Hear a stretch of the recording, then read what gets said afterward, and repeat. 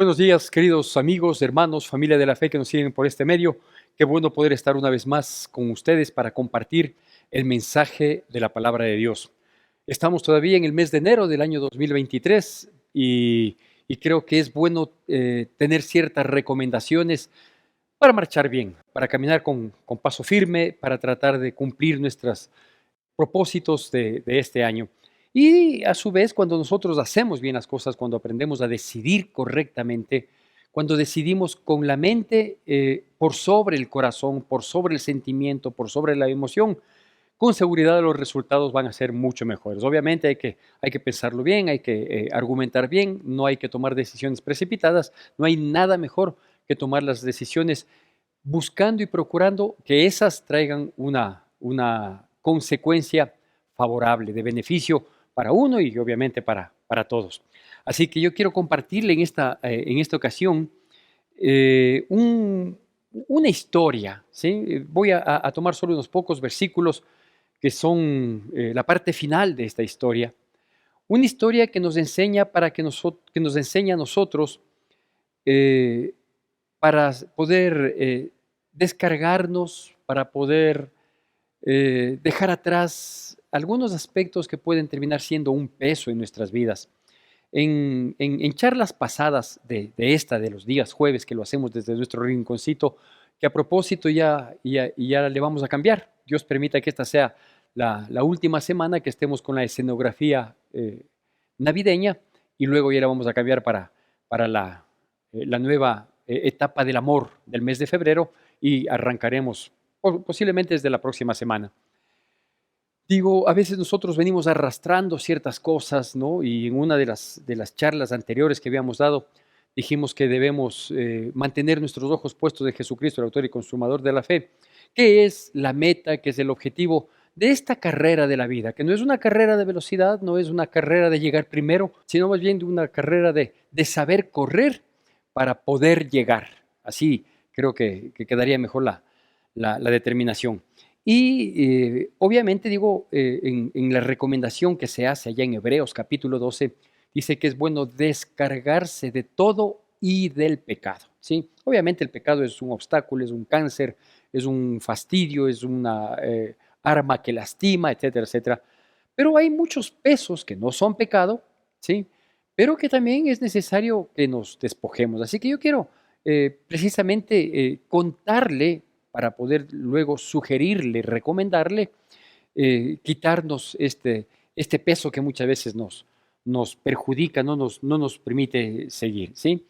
Y por otro lado, decirle que es bueno el poder mirarse en el espejo de otra persona. Hay que ser muy sabio, ¿sí? Muy sabio para tratar de mirarse en otra persona y seguir el buen ejemplo o evitar el mal ejemplo al mirarnos en personas que posiblemente tengan conductas, actitudes y que hayan tomado decisiones desatinadas. Entonces digo, hay que ser muy sabio para saber mirarse y saber escoger. Entonces, si yo me veo reflejado quizás en situaciones que hoy estoy viviendo, que hoy estoy pasando, y me veo reflejado en situaciones que esa persona ya lo vivió, ya lo pasó.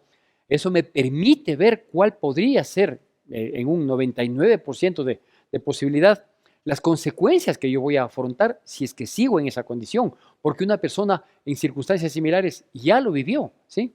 O igual al ver, ¿no es cierto? Si es que yo estoy quizás hoy, me cuesta un esfuerzo, un sacrificio, el tomar una decisión, pero veo que otras personas que tomaron esta decisión en situaciones semejantes eh, salieron muy bien y hoy veo resultados y hoy veo su felicidad, su gozo, entonces pues digo, tengo que aprender a fijarme, a reflejarme en esas vidas, en esos espejos de vidas, ¿sí? Y digo, hay que ser muy sabio, ¿sí? Para no autoengañarme, para no decir, ah, no, es que esta persona, no. Lo bueno hay que seguirlo, lo malo hay que desecharlo. Y podemos, digo, mirarnos en otras personas. Así que yo quiero compartirle precisamente de esta persona y voy a tratar de ser un poco breve en recordar la historia de este personaje bíblico que tiene enseñanza incomparable, ¿sí? Yo lo he leído muchísimas veces en la Biblia, He leído un par de libros que hablan precisamente de su espacio de existencia aquí en la Tierra, y hoy estoy leyendo otro, ¿sí? Que habla exactamente del mismo personaje y es extremadamente enriquecedor. Yo lo voy a resumir de este modo, ¿sí? Allí en el libro de Génesis, desde el capítulo 37, desde Génesis 37 y prácticamente hasta terminar el libro de Génesis, se habla de este personaje, que es conocido como José de Egipto, ¿sí?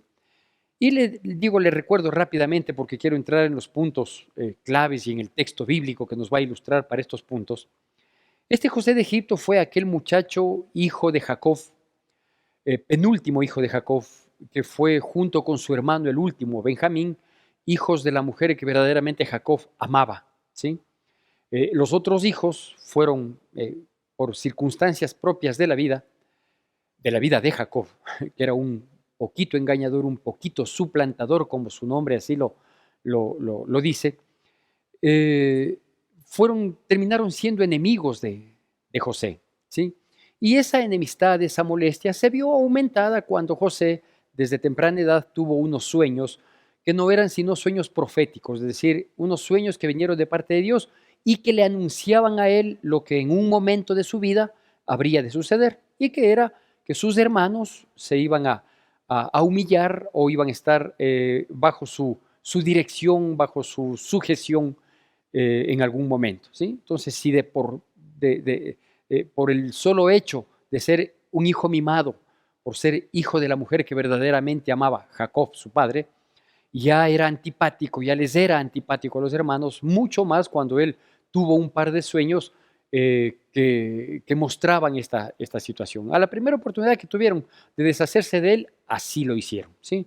Creo que muchos de nosotros conocemos la historia. Él salió a buscar a sus hermanos porque tardaban en regresar cuando habían salido a apacentar los ganados.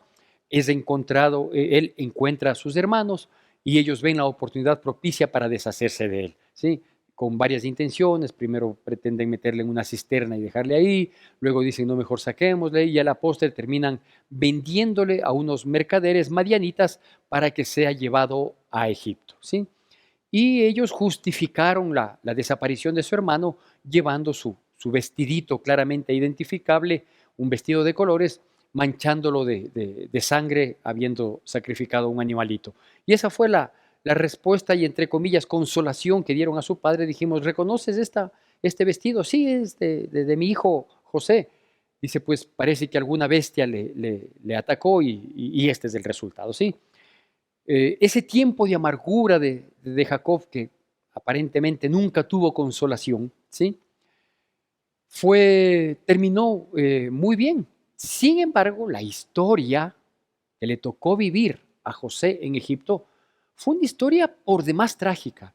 Y no solo trágica por las circunstancias que le tocó pasar, estar preso, bueno, ser vendido en condición de esclavo, fue adquirido por un alto oficial de Faraón, ¿sí? Luego injustamente fue llevado a la cárcel, etcétera, etcétera. O sea, no solo las circunstancias difíciles que le tocaron vivir, sino las injusticias que le tocó vivir, y que si nosotros nos fijáramos exclusivamente en esos momentos, ¿sí? Siendo un buen empleado, siendo un buen siervo de Potifar, ¿por qué termina, ¿sí? Aún por mantener su integridad, ¿por qué termina en la cárcel?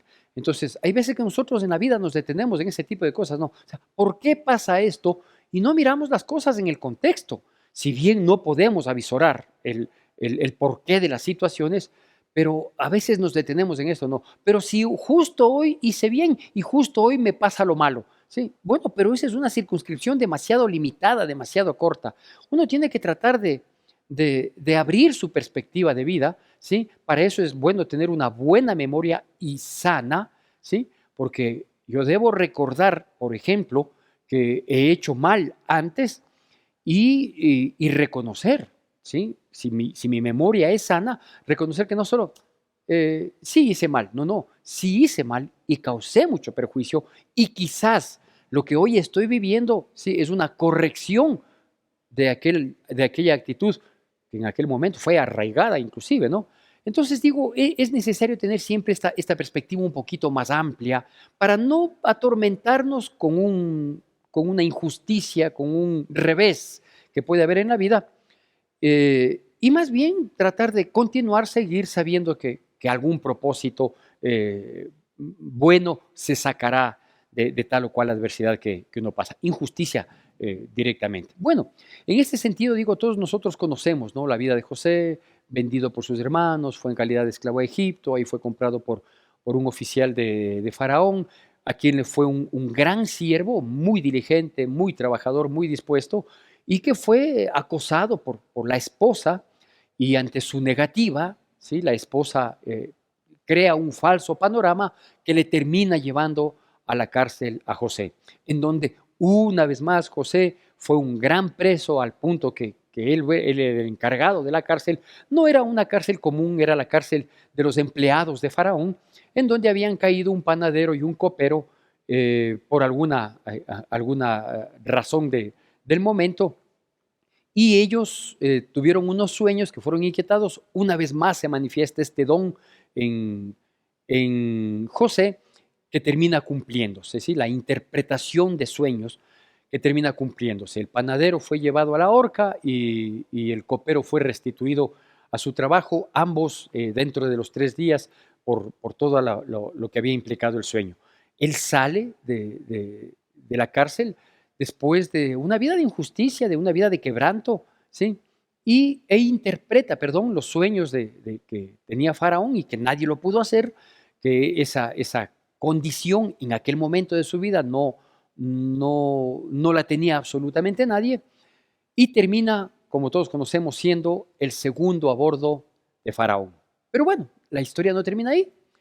Aparentemente la situación difícil había sido superada, aparentemente las dificultades que él vivió hoy se veían que tenían un propósito, es decir, ¿cómo se le lleva a Egipto? Pues Dios consideró que la única condición en la que él podía ser llevado a Egipto era desprendiéndole de los brazos de su padre y llevándole y vendiéndole en condición de esclavo. Uno hubiera dicho, ¿por qué no fue en calidad de cónsul? ¿Por qué no fue como embajador? Bueno, pues porque Jacob en aquel entonces no era una nación, la nación de Israel, ¿no es cierto? Entonces, el cómo suceden las cosas, muchas veces, no muchas veces, siempre quedará en entredicho. Nunca nos va a ser revelado el cómo, ¿no es cierto? Más bien el tiempo nos va a demostrar el porqué de las cosas, ¿sí? Entonces, digo, la historia no termina ahí, no obstante de que ella pasa a ser el primer ministro, por llamarle de ese modo, de Egipto. Sin embargo, la historia no termina porque vino esta hambre en la tierra que había sido anunciada a través de los sueños que tuvo Faraón y que fueron correctamente interpretados por José. Viene esta hambruna y en esa hambruna vienen sus hermanos, los malvados, los perversos, los del contubernio de perversidad, ¿sí? Y llegan sus hermanos. Y él les identifica claramente, ellos no, porque él ahora era un egipcio más, ¿sí? Y llegan y comienza a cumplirse aquel sueño de la adolescencia, de la niñez, ¿no?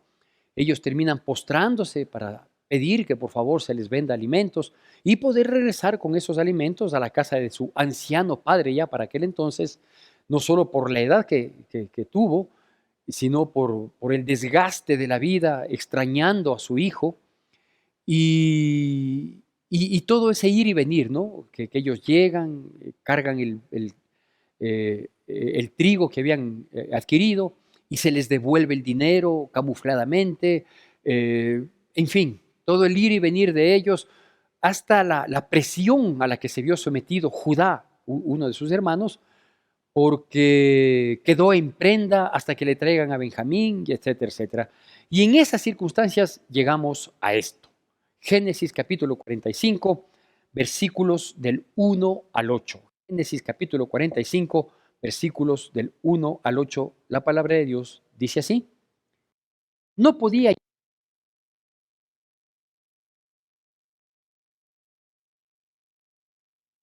presencia todo nadie con él. Al darse a conocer José a sus hermanos,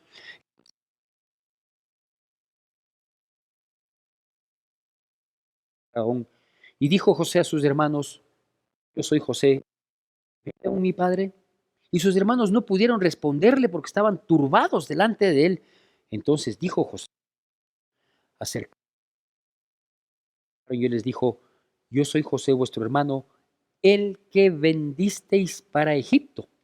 Ahora pues, no os entristezcáis ni os pese el haberme vendido acá, porque para preservación de vida me envió Dios delante de vosotros, pues llevo 2 años de hambre en medio de la tierra, y aún quedan 5 años en los cuales ni habrá arada ni siega.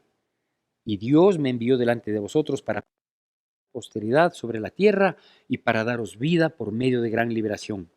Así pues, no me enviasteis acá vosotros, sino Dios, que me ha puesto por padre de Faraón y señor de toda su casa, y por gobernador en toda la tierra de Egipto.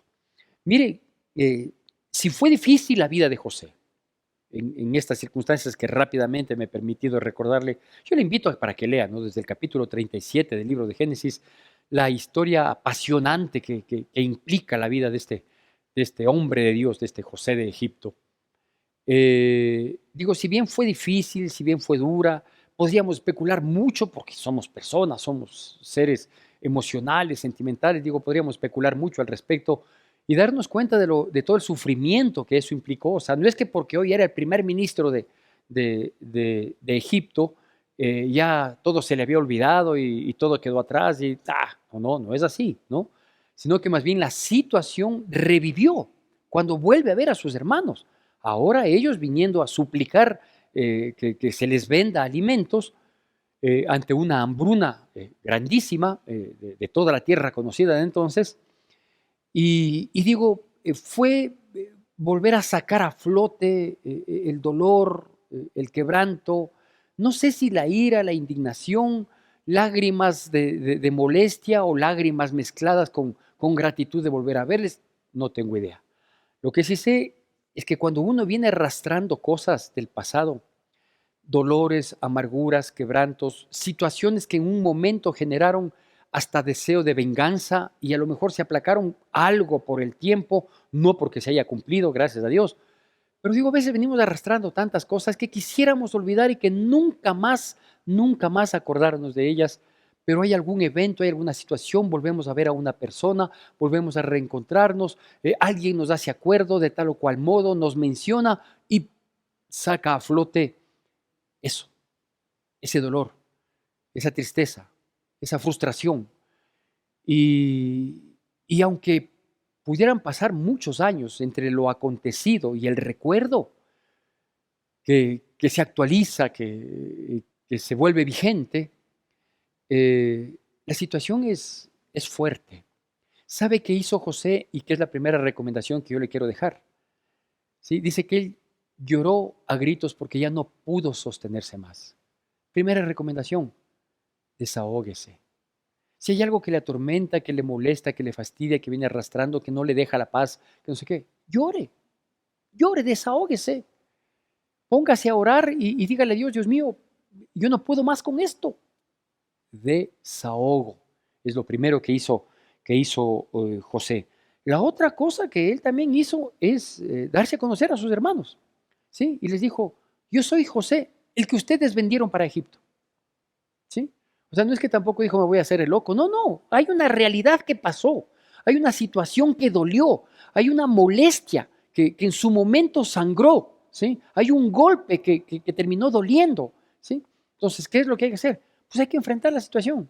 Entonces, este segundo paso es la confrontación. Él no negó el pasado, él no dijo, yo soy José ¿cómo así vendría a parar acá? No, no, no lo dijo así. Dijo, yo soy José, el que vendieron para Egipto. ¿Sí? Ya, ese pasado no lo vamos a negar. Ese está ahí y nadie lo va a cambiar. Entonces, confrontarse con la situación. Decir, sí, afronté esta situación. Fue dolorosa, fue dura. Ya, esto pasó, esto me causó. Pero ya no estoy en ese pasado. Tengo que pasar la página. ¿Por qué? Porque quien pasa la página aquí, que es el tercer punto, ya le voy a dar el nombre, se llama superación, el tercer punto. Digo, quien pasa la página no son sus hermanos, ¿no? Él les dice, yo soy José, en la confrontación, que es el segundo aspecto, dice, yo soy José, el que vendieron para Egipto. Pero Él también los dice, como en el texto que acabamos de leer, quizás fui demasiado rápido en estos versículos para poder destacarlo, hacer una insistencia, pero Él les dice, no se preocupen por eso. ¿Sí? No se preocupen por eso. No tengan pena, no les pese, dice literalmente, no les pese el haberme vendido para Egipto. Entonces no está negando el pasado, no está haciéndose loco, no es que a Dios Él le pidió tener amnesia porque no puede olvidarse. Momentos impactantes de la vida no pueden ser olvidados, ni los muy buenos ni los muy malos. Ninguno de los momentos puede olvidarse. A veces uno se olvida detalles de situaciones cotidianas, eso sí, pero de situaciones impactantes o muy buenas o muy malas, uno no puede olvidarse. Pero Él sabe qué hace, la supera, Él la supera, no los hermanos, no los otros involucrados, no el entorno. Cuando uno pide, yo como pastor pido a las personas que para poder tratar de buscar nuevamente la paz, la tranquilidad, el ser feliz, que uno tiene que procurar ser feliz, ¿sí? Les digo, hay que pasar la página. No, uno tiene que pasar la página. Y aquí José nos está enseñando. Él les dijo a los hermanos, no les pese el haberme vendido. Ya, dicho de otro modo, ya pasó, ya lo sufrí, ya lo viví. ¿Sabes qué? Tranquilo. Ahora, el recuerdo va a quedar, pero no lo vamos a mencionar, no lo vamos a sacar a flote. Ya pasó. Más bien, dejémosla ahí. No lo podemos borrar, pero tampoco que sea el tema permanente de conversación, ni que siempre saquemos a flote. Porque yo salgo el adolorido, pues. Porque a mí es al que me vuelve a sangrar, ¿no es cierto? Entonces él pasa la página. Esto se llama superación, poder superar la situación. Y por último, obviamente, él mismo reconoce. Dice, no me enviaron ustedes a mí, aunque podían haberme enviado de otro modo, ¿no? Dice, no me enviaron a mí. Dios me mandó para preservación de vida. ¿Qué encontró? Propósito, ¿sí? Los propósitos no se los entiende, no se los comprende, ni se los imagina, nunca los proyectamos cuando estamos pasando injusticias, dolor, quebranto, angustia y adversidad. No entendemos. Pero lo que sí debemos saber y tener como un concepto en teoría es que todas las cosas que nosotros vivimos, pasamos, etcétera, etcétera, las afrontamos y tratamos de mantenernos en pie o a veces nos toca vivir de rodillas por tal o cual circunstancia, tienen un propósito. ¿Sí? Romanos 8:28, uno de los versículos más mencionados por quienes nos decimos cristianos y conocemos la palabra de Dios, es y sabemos que todas las cosas ayudan a bien a los que aman a Dios, a los que conforme a su llamado, conforme a su propósito han sido llamados, ¿no es cierto? Entonces no es que todas las cosas malas a todos los malos les ayudan a bien, no, a los que amamos a Dios y a los que conforme a su propósito tenemos un llamado, o sea, a los que estamos dispuestos a cumplir un propósito de Dios en nuestras vidas, podemos pasar adversidad, podemos ser vendidos a Egipto, pueden quitarnos el vestidito de colores, pero no nos van a quitar los sueños. Entonces es necesario que hagamos estos 4 pasitos que me permito recordarle. Vea, no arrastre el dolor, no arrastre el quebranto, la dificultad, ya pasó. Hagamos una cosa, desahóguese, llore todo lo que tenga que llorar. 2, confróntese usted mismo, ¿sí? Con la situación. Ya, esto sucedió, esto ya pasó, no puedo seguir manteniéndolo vigente, no puedo vivir con la amargura, con el dolor, ni, y mucho menos con el deseo de venganza. No, ya, me confronto. Así se dieron las cosas. Quien haya tenido la culpa, yo sé, puedo ir a juzgar a mucha gente, pero no gano nada haciéndolo hoy. Lo único que estoy haciendo es yo mismo poniéndome obstáculos. Tercer paso, superación. Supérelo. Ya, pase la página. No espere que el resto pase la página. Usted pase la página. Estamos en el 2023, vea, la página del 2022 está fresca, sí, sí está fresca. Muchas de las líneas de la página del 2022 o 21, 19, 18, y hay cosas que vienen de mucho tiempo atrás. Muchas de esas páginas habrán sido escritas con sangre, a lo mejor, con lágrimas, con seguridad, pero no podemos tenerlas vigentes porque a los únicos que lastiman y nos vuelve a sangrar es a nosotros. Entonces, superemos. ¿Y sabe qué? Entendamos que hay un propósito. A lo mejor ya lo estamos viviendo, a lo mejor lo viviremos. Póngale ganas y vamos para adelante, porque para atrás ni para tomar impulso. Pastor, ¿y cómo se llama esta prédica? Esta prédica es una pregunta para usted, ¿sí? Y se llama, ¿la venganza o la misericordia? Yo sé que el instinto humano dice, la venganza, ¿sí? Pero la misericordia nos hace favor a todos. A mí, si es que perdono, si es que me desahogo, si me confronto, si lo supero y si encuentro el propósito, me beneficia a mí y a todo mi entorno. La venganza me perjudica a mí porque no me dejará ser feliz, porque va a hacerse una raíz de amargura en mi vida, ¿sí? Y también termina perjudicando a mi entorno. Entonces, ¿la venganza o la misericordia? Yo sé que quienes somos pensantes y amamos a Cristo Jesús y vemos y damos gracias a Dios por habernos permitido tener esta palabra que nos habla de personas como usted y como yo, y podemos seguir el buen ejemplo y desechar el mal ejemplo, ¿sí? Vamos a escoger la misericordia, el favor de Dios, el amor y el perdón. Que Dios nos bendiga poderosamente en Cristo Jesús.